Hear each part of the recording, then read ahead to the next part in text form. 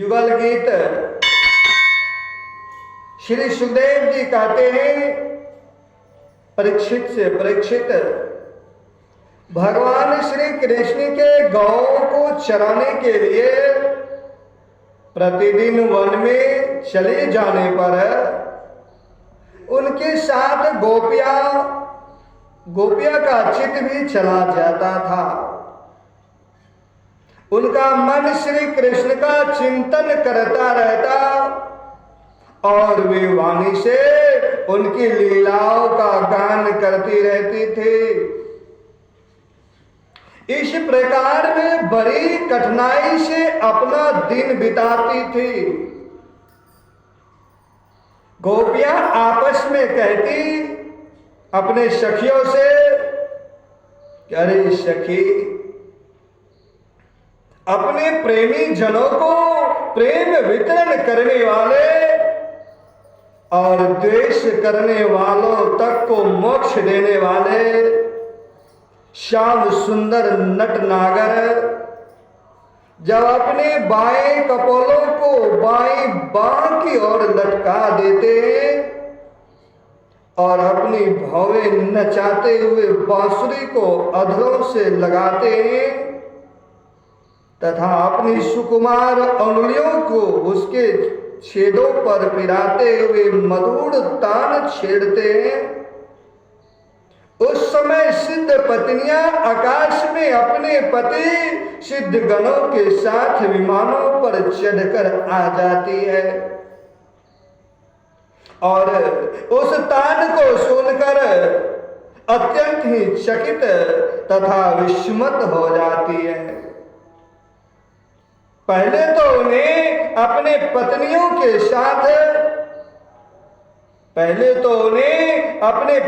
के साथ रहने पर भी चित्त की यह दशा देखकर लज्जा मालूम होती है, परंतु क्षण भर में ही उनका चित्त कामवान से बिंध जाता है। वे विवश होकर अचेत हो जाती है। उन्हें इस बात की भी सुधि नहीं रहती कि उनकी नीवी खुल गई है और उनके वस्त्र खिसक गए। अरे गोपियों, तुम यह आश्चर्य की बात सुनो। ये नंद नंदन कितने सुंदर हैं, ये नंद नंदन कितने सुंदर हैं। जब वे हंसते हैं तब हास्य रेखाएं हार का रूप धारण कर लेती है, शुभ्र मोती सी चमकने लगती है। अरे वीर, उनके वक्षा स्थल पर लहराते हुए हार में हास्य की किरणें चमकने लगते हैं। उनके वक्षा स्थल पर जो श्रीवत्स की सुनहरी रेखा है वह तो ऐसी जान पड़ती है मानो श्याम मेघ पर बिजली ही स्थिर रूप से बैठ गई है। वे जब दुखी जनों को सुख देने के लिए वीरों के मृतक शरीर में प्राणों का संचार करने के लिए बांसुरी बजाते हैं तब ब्रज के झुंड बैल गौए और हरिण उनके पास ही दौड़ आते हैं। केवल आते ही नहीं सखी, केवल आते ही नहीं, दांतों से चबाया हुआ घास का ग्रास उनके मुंह में ज्यों का त्यों पड़ा रह जाता है। वे उसे ना निगल पाते हैं और ना तो केवल उगल ही पाते हैं।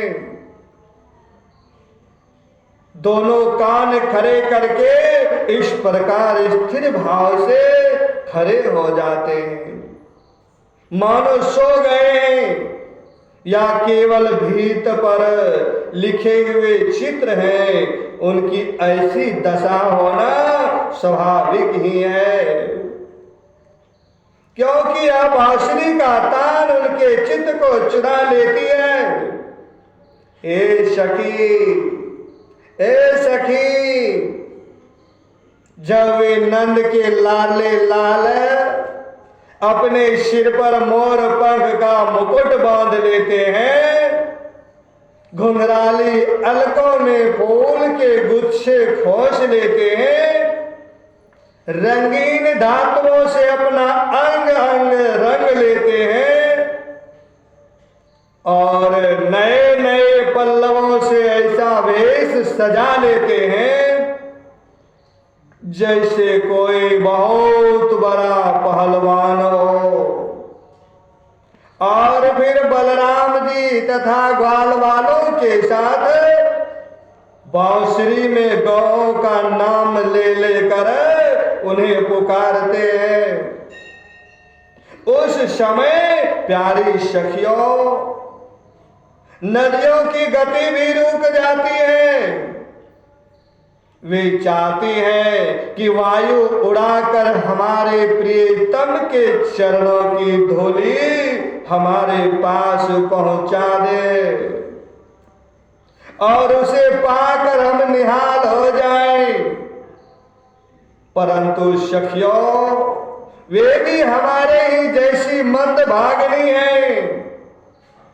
जैसे नंद नंदन श्री कृष्ण का आलिंगन करते समय हमारी भुजाएं कांप जाती है और जरता रूप सच्चारी भाव का उदय हो जाने से हम अपने हाथों को हिला भी नहीं पाती, वैसे ही वे भी प्रेम के कारण कांपने लगती हैं।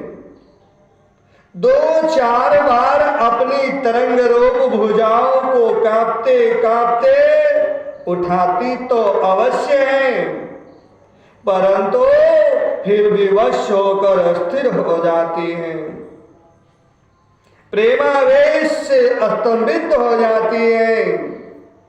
अरे वीर, जैसे देवता लोग अत्यंत आचैतन्य ऐश्वर्यों के स्वामी भगवान नारायण की शक्तियों का गान करते हैं, वैसे ही ग्वाल वाले अनंत सुंदर नटनागर श्री कृष्ण की लीलाओं का गान करते रहते हैं।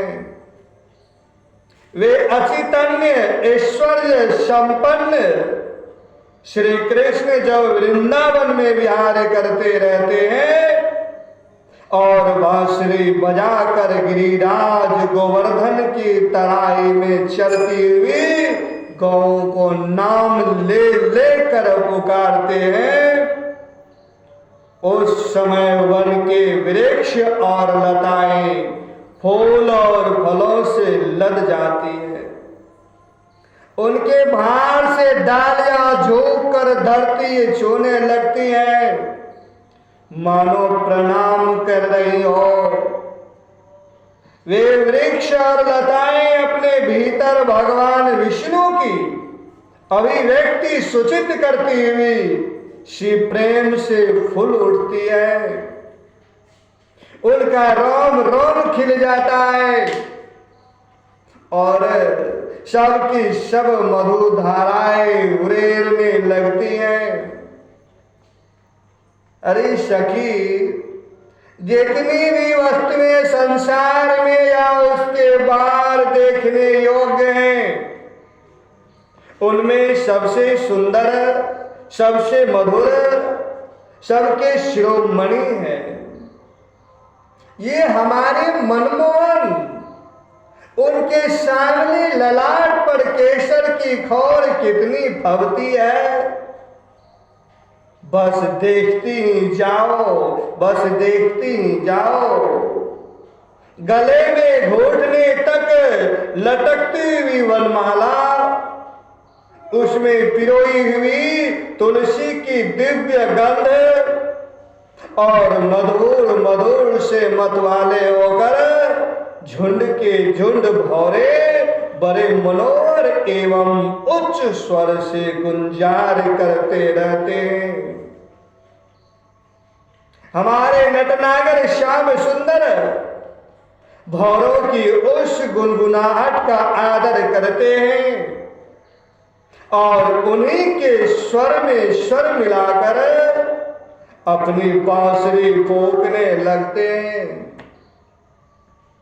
उस समय सखी उस मुनि जनमोहन संगीत को सुनकर सरोवर में रहने वाले सारस हंस आदि पक्षियों का भी चित्त उनके हाथ से निकल जाता है, छिन जाता है। वे विवश होकर प्यारे श्याम सुंदर के पास आ बैठते हैं तथा आंखें मूंद चुपचाप चित्त एकाग्र करके उनकी आराधना करने लगते हैं, उनकी आराधना करने लगते हैं। मानो कोई विहंगम वृत्ति के रसिक परमहंसी हो।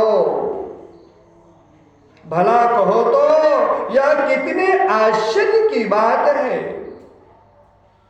अरे ब्रज देवियों, हमारे श्याम सुंदर जब पुष्पों के कुंडल बनाकर अपने कानों में धारण कर लेते हैं और बलराम जी के साथ गिरिराज के शिखरों पर खड़े होकर सारे जगत को हर्षित करते हुए बांसुरी बजाने लगते हैं। बांसुरी क्या बजाते हैं? आनंद में भरकर उसकी ध्वनि के द्वारा सारे विश्व का आलिंगन करने लगते हैं। उस समय श्याम मेघ बांसुरी की तान के साथ मंद मंद गरजने लगता है। उसके चित्त में इस बात की शंका बनी रहती है कि कहीं मैं जोर से गर्जना कर उठूं और वह कहीं बांसुरी की तान के विपरीत पड़ जाए, उसमें बेसुरापन ले आए, तो मुझसे महात्मा श्री कृष्ण का अपराध हो जाएगा। सखी, वह इतना ही नहीं करता, वह जब देखता है कि हमारे सखा घनश्याम को घाम लग रहा है, तब वह उनके ऊपर आकर छाया कर लेता है, उनका छत्र बन जाता है।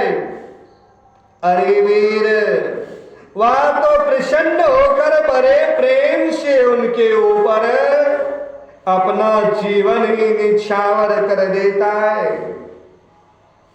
नन्ही नन्ही फूलियों के रूप में ऐसा बरसने लगता है मानो दिव्य पुष्पों की वर्षा कर रहा हो। कभी कभी बादलों की ओट में छिप कर देवता लोग भी पुष्प वर्षा कर जाया करते हैं। सती शिरोमणि यशोदा जी, तुम्हारे सुंदर कुंवर ग्वाल वालों के साथ खेल खेलने में बड़े निपुण हैं। रानी जी, तुम्हारे लाडले लाल सबके प्यारे तो हैं, चतुर भी बहुत हैं। देखो ना, उन्होंने बांसुरी बजाना किससे सीखा नहीं, किसी से सीखा नहीं। देखो ना, उन्होंने बांसुरी बजाना किसी से नहीं सीखा है, अपने ही आप अनेकों प्रकार की राग रागनियां उन्होंने निकाल ली। जब वे अपने बिंबा फल सदृश लाल लाल अधरों पर बांसुरी रखकर ऋषभ निषाद आदि स्वरों की अनेक जातियां बजाने लगते हैं। उस समय वंशी का परम मोहनी और नई तान सुनकर ब्रह्मा भी मोहित हो जाते हैं, शंकर भी मोहित हो जाते हैं और इंद्र आदि बड़े बड़े देवता भी जो सर्वज्ञ हैं उससे नहीं पहचान पाते। वे इतने मोहित हो जाते हैं कि उनका चित्त तो उनके रोकने पर भी उनके हाथ से निकलकर वंशी ध्वनि में तल्लीन हो ही जाता है, सिर भी झुक जाता है और वे अपनी शुद्ध बुद्ध खोकर उसी में तन्मय हो जाते हैं। अरे वीर, उनके चरण कमलों में ध्वजा, ब्रज, कमल, अंकुश आदि के विचित्र और सुंदर सुंदर चिन्ह हैं। जब ब्रजभूमि गौ के खूर से खुद जाती है तब वे अपने सुकुमार चरणों से उसकी पीड़ा मिटाते हुए गजराज के समान मंद गति से आते हैं और बांसुरी भी बजाते रहते हैं। उनकी वह वंशी ध्वनि, उनकी वह चाल और उनकी वह विलास भरी चितवन हमारे हृदय में प्रेम के मिलन की आकांक्षा का आवेग बढ़ा देती है। हम उस समय इतनी मुग्ध, इतनी मोहित हो जाती है कि हिल डोल तक नहीं सकती है। मानो हम जड़ वृक्ष हो, हमें तो इस बात का भी पता नहीं चलता है कि हमारा जूड़ा खुल गया है या बंधा हुआ है। हमारे शरीर पर का वस्त्र उतर गया है या है, हमें कुछ पता नहीं चलता है सखी। अरे वीर सखी, उनके गले में मणियों की माला बहुत ही भली मालूम होती है। तुलसी की मधुर गंध उन्हें बहुत प्यारी है। इसी से तुलसी की माला को तो वे कभी छोड़ते ही नहीं है, सदा धारण किए रहते हैं। जब वे श्याम सुंदर उस मणियों की माला से गौओं की गिनती करते करते किसी प्रेमी सखा के गले में बाह डाल देते हैं और भाव बता बता कर बांसुरी बजाते हुए गाने लगते हैं। उस समय बजती हुई उस बांसुरी के मधुर स्वर से मोहित होकर कृष्ण सार मृगों की पत्नी हरिणिया भी अपना चित्त उनके चरणों पर निछावर कर देती है। और जैसे हम गोपियां अपने घर गृहस्थी का आशा अभिलाषा छोड़कर गुण सागर नागर नंद नंदन को घेरे रहती हैं, वैसे ही वे भी उनके पास दौड़ आती है और वही एक टक देखती हुई खड़ी रह जाती है, लौटने का तो नाम ही नहीं लेती है। नंद रानी यशोदा जी, वास्तव में तुम बड़ी पुण्यवती हो। नंद रानी यशोदा जी, वास्तव में तुम बड़ी पुण्यवती हो, तभी तो तुम्हारे ऐसे पुत्र मिले हैं, तभी तो तुम्हारे तो ऐसे पुत्र मिले। तुम्हारे वे लाडले लाल बड़े प्रेमी हैं, उनका चित्त बड़ा कोमल है। वे प्रेमी सखाओं को तरह तरह से आस प्रयास के द्वारा सुख पहुंचाते हैं। कुंदक लीला का हार पहनकर जब वे अपने को विचित्र वेश में सजा लेते हैं और ग्वाल बाल तथा गौ के साथ यमुना जी के तट पर खेलने लगते हैं, उस समय मलयज्ञ चंदन के समान शीतल और सुगंधित स्पर्श से मंद मंद अनुकूल बहकर वायु तुम्हारे लाल की सेवा करती है और गंधर्व आदि उपदेवता वंदी जनों के समान गा बजाकर उन्हें संतुष्ट करते हैं तथा अनेकों प्रकार की भेंटें देते हुए सब ओर से घेर कर उनकी सेवा करते हैं। अरे सखी, श्याम सुंदर व्रज की गौ से बड़ा प्रेम करते हैं, इसलिए तो उन्होंने गोवर्धन धारण किया था। और वे सब गौ को लौटाकर आते ही होंगे। चलो चलो चलो, देखो सायंकाल हो चला जा रहा है, तब इतनी देर क्यों होती है सखी? रास्ते में बड़े बड़े ब्रह्मादि वयोवृद्ध और शंकर आदि ज्ञान वृद्ध उनके चरणों की वंदना जो करने लगते हैं ना, उसी से लेट हो जाता है।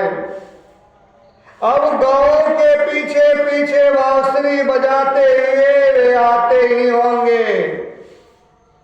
ग्वाल वाल उनकी कीर्ति का गान कर रहे होंगे।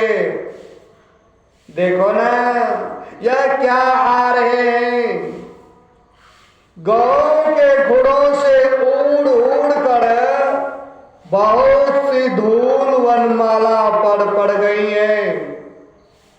वे दिन भर जंगल में घूमते घूमते थक गए हैं, फिर भी अपनी इस शोभा से हमारी आंखों को कितना सुख, कितना आनंद दे रहे हैं।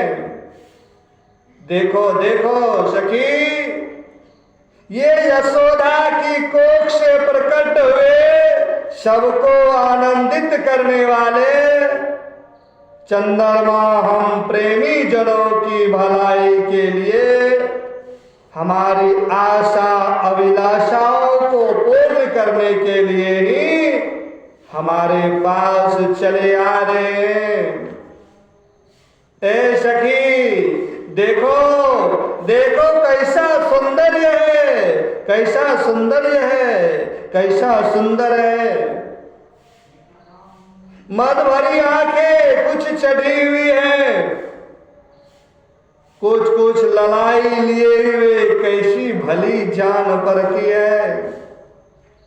गले में वनमाला लहरा रही है और सोने के कुंडलों की कांति से वे अपने कोमल कपोलों को अलंकृत कर रहे हैं। इसी से मुंह पर अवधव के वेल के समान कुछ पीलापन जान पड़ता है और रोम रोम से विशेष करके मुख कमल से प्रसन्नता होठ पड़ती है। देखो, अब वे अपनी सखा ग्वाल वालों का सम्मान करके उन्हें विदा कर रहे हैं। देखो देखो सखी,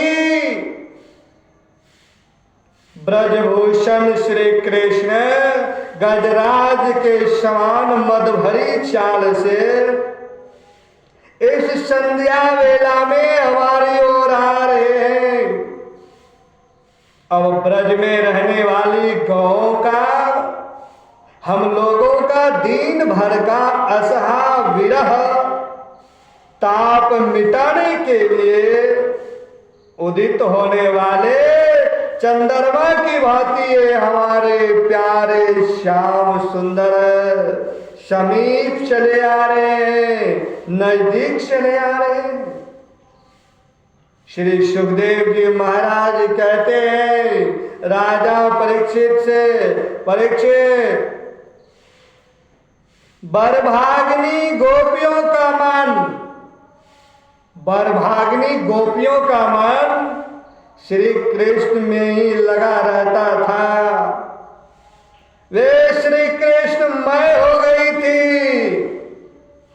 जब भगवान श्री कृष्ण दिन में गौओं को चराने के लिए वन में चले जाते थे, तब उन्हीं का चिंतन मनन कीर्तन करती रहती थी और अपनी अपनी सखियों के साथ अलग अलग उन्हीं की लीलाओं का गान करके उसी में रम जाती थी। इस प्रकार उनके दिन बीत जाते थे, इस प्रकार उनके दिन बीत जाते थे। श्यावर